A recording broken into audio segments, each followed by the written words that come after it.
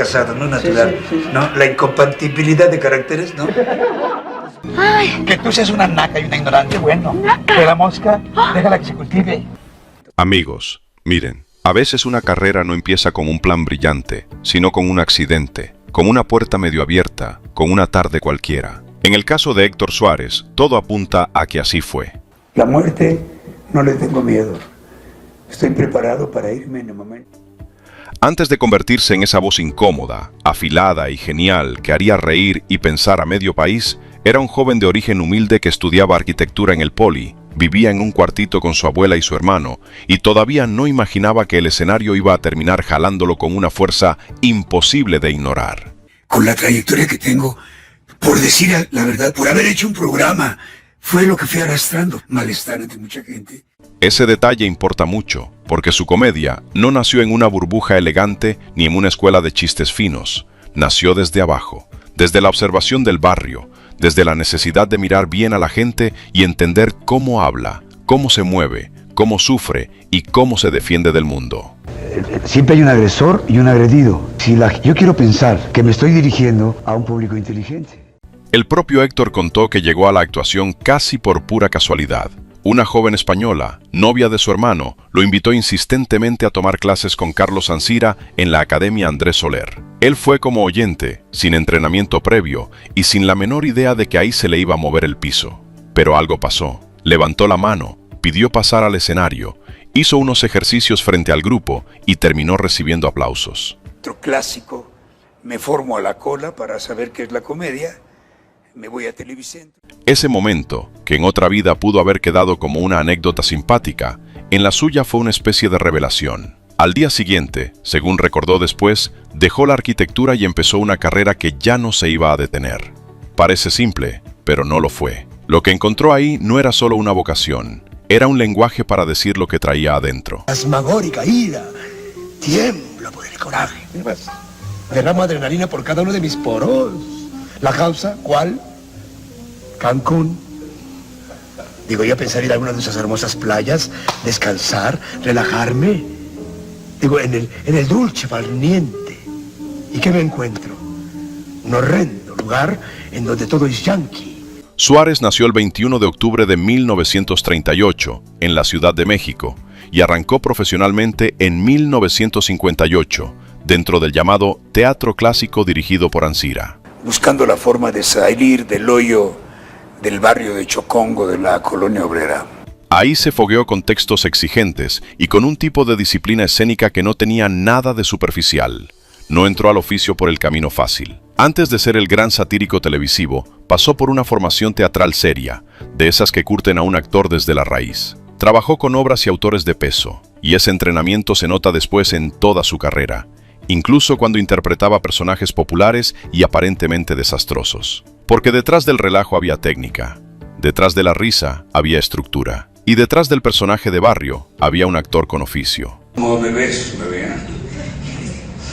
Ay, sí, qué bárbaro, enorme. Luego vino otra capa decisiva en su formación. En los años 60 colaboró en el llamado Teatro de Tesis, junto a nombres como Alejandro Jodorowsky, Alfonso Arau, Susana Alexander y Héctor Bonilla. Además, estudió pantomima con Marcel Marceau. Suena elegante, sí, pero también revela algo clave. Héctor Suárez no se estaba preparando solo para hacer reír, se estaba entrenando para comunicar con todo el cuerpo, con la pausa, con la mirada, con el absurdo y con la incomodidad. Soy ñero, soy raza calé, ñero venido a más. Esa mezcla entre teatro exigente, observación popular y exploración física terminó siendo dinamita pura. Yo ya encontré la solución para que los dos podamos vivir en armonía. Ahí empezó a cocinarse el actor que años más tarde convertiría la comedia en un espejo bastante cruel para la sociedad mexicana. Y miren amigos, hay un truco con Héctor Suárez que a veces se nos escapa. Mucha gente lo recuerda primero por un personaje, por una mueca, por un grito, por esa forma tan suya de hacer reír como si no le costara nada. ¡Señor! ¿Qué está haciendo, oiga? Pero ahí estaba la trampa. Sí costaba. Y costaba mucho. Porque detrás de El Flanagan, de Doña Zoila o de El No Hay, no había solo un cómico inspirado. sino un actor de formación. Y con este dedo, esta mano aventaba el gato así y lo cachaba. Y así, todo serio. Ni Chucho Salinas pudo hablar, ni Lechuga pudo hablar. Se muertos de la risa. Sí, yo muy serio. Uno de esos que entendían la comedia como un asunto serio, casi quirúrgico. Patriotismo, mano. Ni ganas de sacar a nuestro país adelante. Nunca castigan a los tramposos. Proceso lo resumió bien al decir que trasladó del teatro a la televisión reglas del oficio dramático. Y la jornada recordaba que para él todos los géneros de la actuación eran parte del mismo amor por interpretar.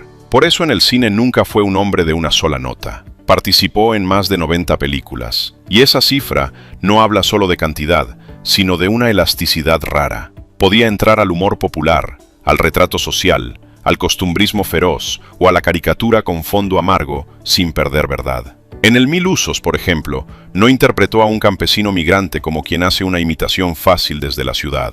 Ahí encarnó a un hombre del campo que viaja al entonces Distrito Federal.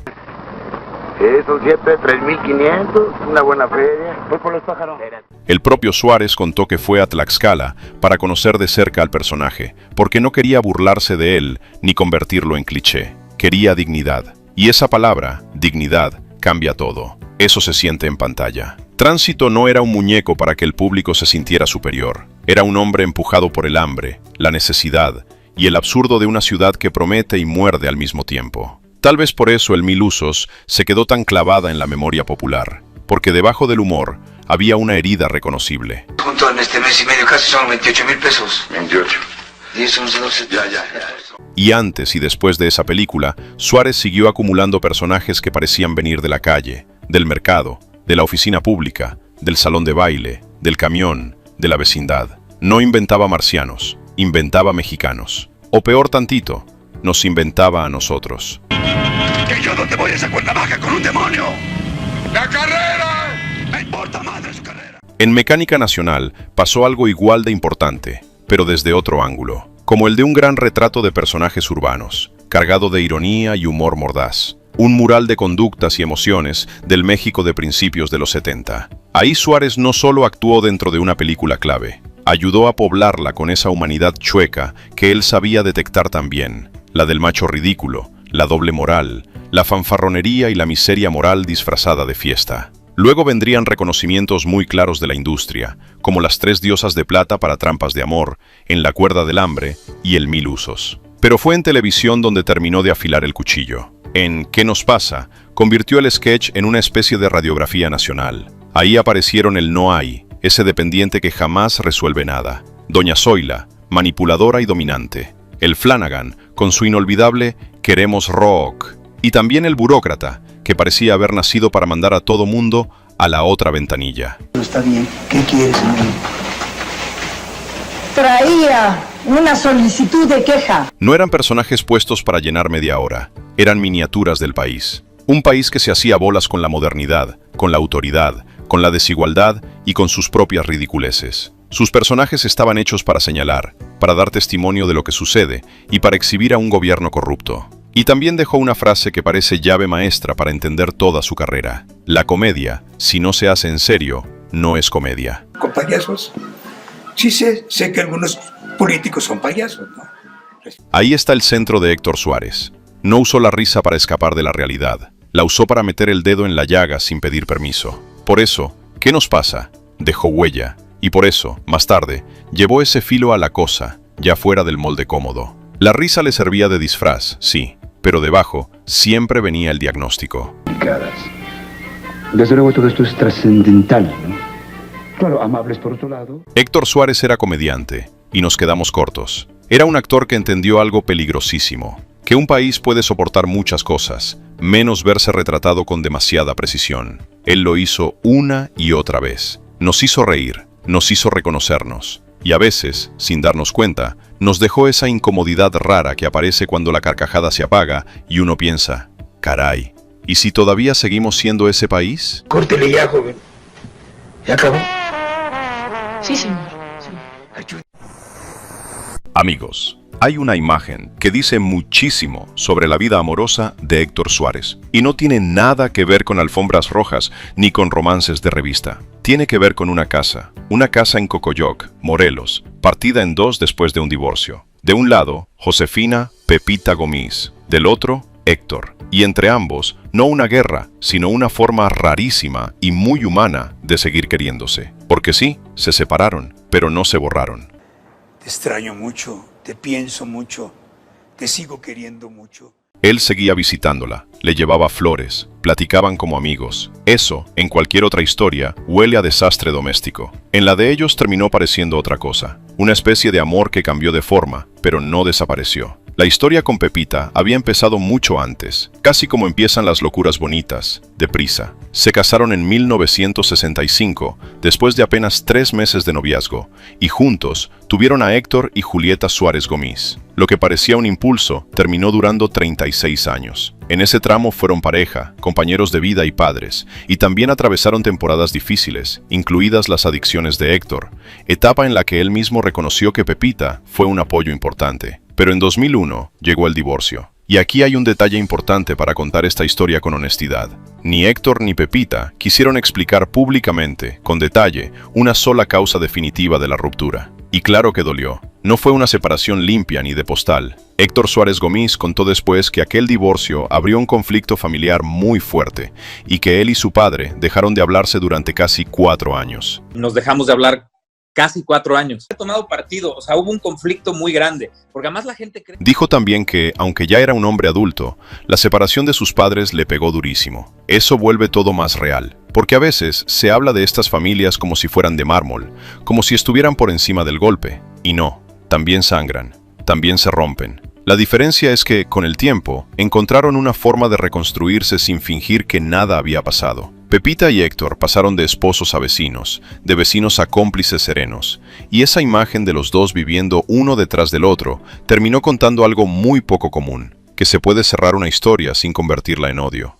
Le estoy pagando el tiempo que le quité porque nos divertimos como tú no te puedes imaginar. Después vino Sara Calderón, y lo interesante es que en la historia de Héctor no aparece como reemplazo, sino como otro gran amor, distinto, más tardío, pero igual de importante. Diversas semblanzas coinciden en que con Sara compartió más de 2 décadas de vida y formó una nueva familia con Rodrigo e Isabela. En los últimos años, cuando la enfermedad ya lo había obligado a mirar la vida con otra calma, Héctor hablaba de ella con gratitud abierta, como la mujer que lo cuidaba, lo protegía y lo acompañaba. Incluso en una entrevista dijo que uno de sus sueños era viajar por Europa con sus hijos y con Sara. Ese detalle es precioso, porque muestra que no estaba pensando en la fama ni en la siguiente pelea con el poder, sino en algo mucho más simple y mucho más grande: estar con los suyos. Y tal vez ahí está la clave. Héctor Suárez fue un hombre intensísimo en el escenario, feroz para denunciar, incómodo para el poder. Pero en su vida íntima dejó una lección menos estridente y quizá más difícil. No todo amor termina cuando se acaba la pareja, y no todo nuevo amor tiene que construirse borrando el anterior. Con Pepita hubo historia, hijos, ruptura y una amistad improbable. Con Sara hubo compañía, familia nueva y cuidado hasta el final. No fue una vida sentimental perfecta. Fue mejor que eso. Fue una vida sentimental verdadera, con claroscuros, con errores, con segundas oportunidades y con afectos que se negaron a morir del todo. Que la quiero mucho, la extraño mucho, la pienso mucho y todavía la opinión. Hablemos de su relación más polémica. Pero pues no, nunca hubo una relación, yo siempre lo aclaré y a mí finalmente me da mucha risa la gente que creyó que, pues, que pudo haber sido verdad. El señor ni siquiera me dobla la edad, o sea, es como, claro, me la triplica, me la quintuplica, o sea... Resulta que en 2013, el mundo del espectáculo en México se quedó con la boca abierta cuando salieron a la luz unas fotos del legendario comediante Héctor Suárez, de 74 años, muy acaramelado y de la mano con la jovencita Bricia, quien apenas rozaba los 21. Él empezó a dar declaraciones falsas. Él está loco. Bueno, no sé. Ay, no me vaya a demandar porque dije que está loco cuando todo el mundo lo sabe. Y yo sí lo digo, es un hombre bipolar. Las veces que lo vimos era un hombre ansioso, nervioso y estresadito. El escándalo no fue solo por la diferencia de más de 5 décadas de edad, sino porque el actor todavía estaba casado con Sara Calderón. Lo que empezó como una supuesta mentoría para ayudar a la ex académica en su carrera, terminó siendo la comidilla de todas las revistas. No, si me quisiera dar publicidad me buscaría un hombre millonario, guapo, no que el señor viejito que ya está más para allá que para acá. Que en la vida la ingratitud es uno de los peores castigos que hay. Dejando al Milusos en medio de una tormenta familiar que lo obligó a empacar sus maletas y salir de su casa. Pero agárrense, porque lo que empezó entre sonrisas y paseos románticos terminó en una guerra de declaraciones que sacó chispas. Sí, Héctor Suárez, yo lo reto a que todo lo que está diciendo me lo diga en mi cara, que tenga los pantalones de sostenerlo. Cuando la presión de la prensa apretó, Suárez intentó pintar la relación como una simple amistad, cosa que a Bricia no le hizo ni un poquito de gracia. La cantante, sintiéndose despreciada y usada, no se quedó callada y arremetió con todo, llamando al comediante viejito bipolar y rabo verde. No puedo decir nada. Es una niña muy linda, pero es víctima de esa señora. No con un señor que, mira... La situación escaló tanto que ella confesó públicamente que el actor le daba asco, asegurando que si hubiera querido fama, se habría buscado a alguien joven y con dinero, no a un hombre que le doblaba la edad. El final de esta historia fue de todo menos feliz. Lo que pudo ser un truco publicitario para promocionar la portada de Bricia en una revista de caballeros, se convirtió en una mancha imborrable para ambos. Mientras Héctor Suárez lidiaba con el juicio de la opinión pública por su canita al aire, Bricia cargó con el estigma de ser la oportunista, una etiqueta que años después admitió haberle causado un daño psicológico tremendo. Fue un romance relámpago que no dejó ni cenizas, solo un rastro de insultos y resentimiento que hasta el día de hoy se recuerda como uno de los capítulos más extraños de la farándula mexicana. Porque yo sí los tengo.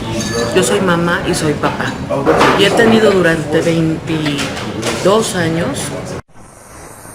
Y miren amigos, tenemos que decirlo tal cual. Hay comediantes que cuentan chistes para caer bien. Héctor Suárez parecía hacerlos para incomodar, como si cada sketch fuera una piedrita en el zapato del país. Y claro, eso tiene costo. En su caso, no fue una metáfora bonita, fue censura, pleitos con televisoras, puertas cerradas, y la sensación de que en México, reírse del poder podía salir bastante más caro de lo que uno imagina. Él mismo sostuvo que, ¿qué nos pasa?, fue vetado en Televisa primero, por la molestia de los presidentes Miguel de la Madrid y Carlos Salinas, y que después, cuando volvió con una nueva etapa, se encontró otra vez con frenos dentro de la empresa.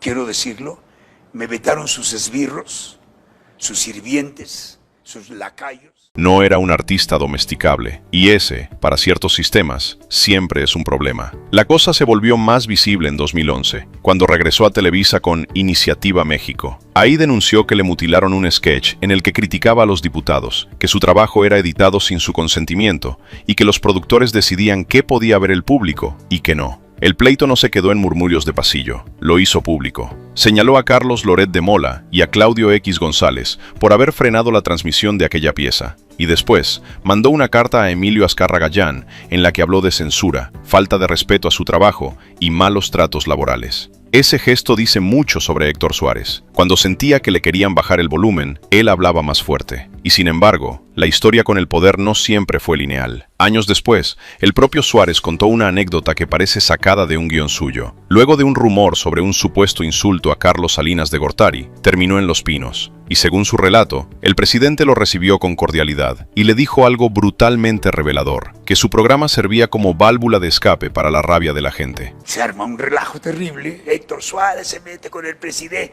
No es cierto, yo no hice eso, nada. Es una escena fascinante porque desnuda una verdad incómoda. A veces el poder no detesta la sátira por lo que dice, sino por el momento en que deja de ser solo desahogo y empieza a volverse conciencia. Héctor Suárez entendía muy bien esa línea y caminó sobre ella toda su vida. Pero hubo momentos en que la cosa dejó de ser simbólica y se volvió miedo puro.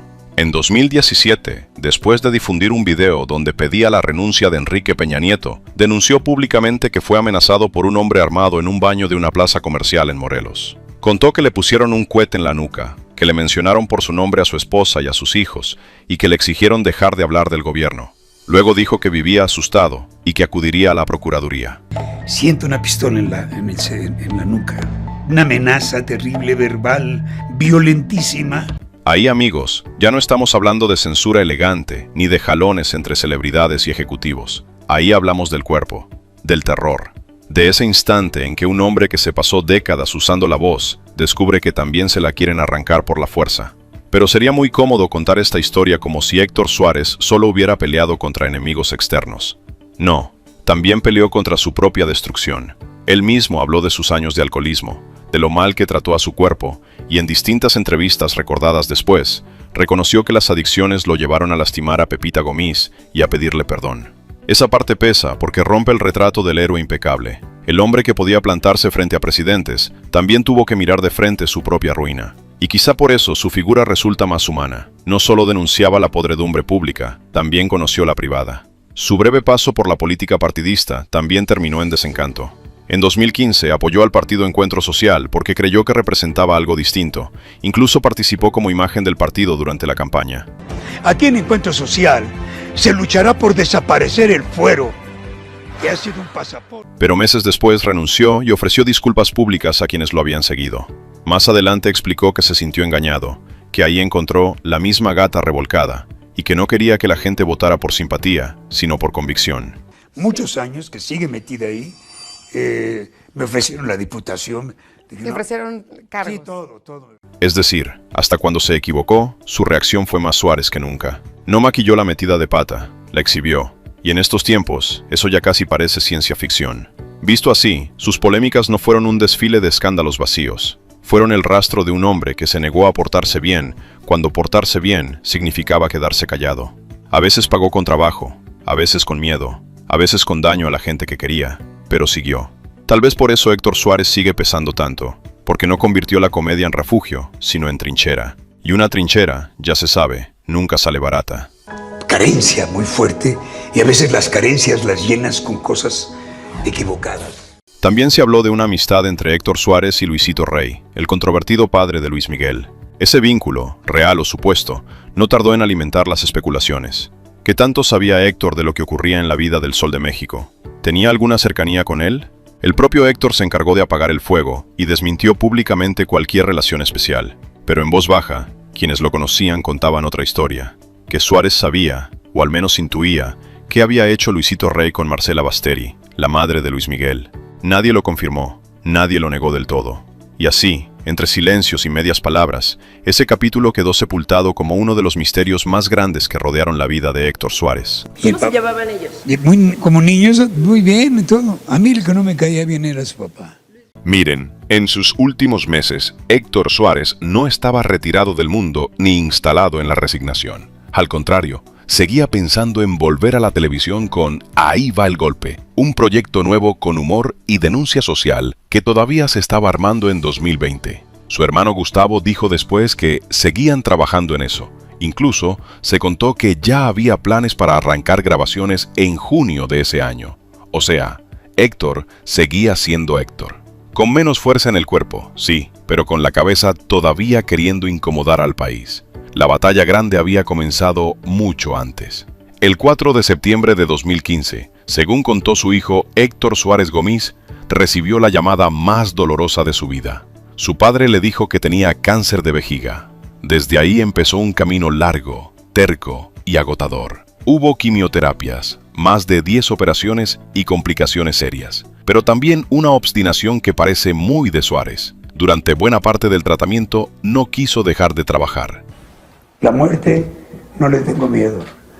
Estoy preparado para irme en el momento. Su hijo contó que siguió cumpliendo funciones de los locos Suárez y de la señora presidenta siempre que el cuerpo se lo permitía, como si subirse al escenario fuera también una forma de no entregarse. Con el paso del tiempo, la enfermedad fue arrasando piezas. En 2019, la situación se volvió más dura. Empezó a perder sangre por la orina, tuvo anemia, debieron drenarlo de los riñones y finalmente llegó la cirugía más fuerte, en la que le extirparon la vejiga y la próstata. Después de esa operación, la familia anunció la noticia que llevaba años esperando. Héctor Suárez estaba libre de cáncer. Fue en septiembre de 2019, no al final del año, cuando esa palabra por fin apareció. Pero ganar esa batalla no significó salir intacto. En el recuento de los daños, como contaría después su hijo, también había perdido un riñón. Ganó la guerra, sí, pero el cuerpo quedó golpeadísimo.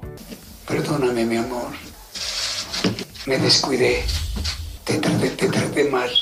Lo impresionante es que, en septiembre de 2019, dijo públicamente que ya no le temía a la muerte. Lo que le dolía era pensar en dejar a sus hijos. Y esa frase dice mucho. Porque en esa etapa final, Héctor Suárez no estaba aferrado a la fama ni al aplauso. Estaba aferrado a la vida cotidiana, a su familia, a la posibilidad de seguir creando algo más. Por eso conmueve tanto saber que, mientras se recuperaba, seguía afinando sketches, imaginando personajes y soñando con ese regreso que nunca llegó a estrenarse. Sus últimos días fueron silenciosos. Su hijo contó después que, cuando lo vio en Cocoyoc, ya estaba desganado, sin hambre, prefiriendo estar acostado, como si el cuerpo hubiera decidido empezar a despedirse antes que las palabras. Luis de Llano relató algo parecido. En una de sus últimas llamadas, Héctor le dijo que se sentía muy cansado y que lo veía ya muy difícil. No era el cáncer hablando como diagnóstico, era el cuerpo pasando la factura completa. Y entonces ocurrió de la forma más serena y más devastadora a la vez. El 2 de junio de 2020, a los 81 años, murió mientras dormía en su casa de Cocoyoc, Morelos. Su propio entorno describió la muerte como un paro cardiorrespiratorio no traumático. Se fue dormido, sin estruendo, sin escenario. Voy a ir como un gurú. Voy a entrar en una meditación profunda cuando yo sepa que es mi hora y así me voy a ir. Tal vez por eso su despedida pega tan hondo. Porque no murió un hombre vencido en términos simples. Murió alguien que ya había atravesado el dolor, el quirófano, la incertidumbre y el miedo, y que aún así seguía pensando en el siguiente proyecto.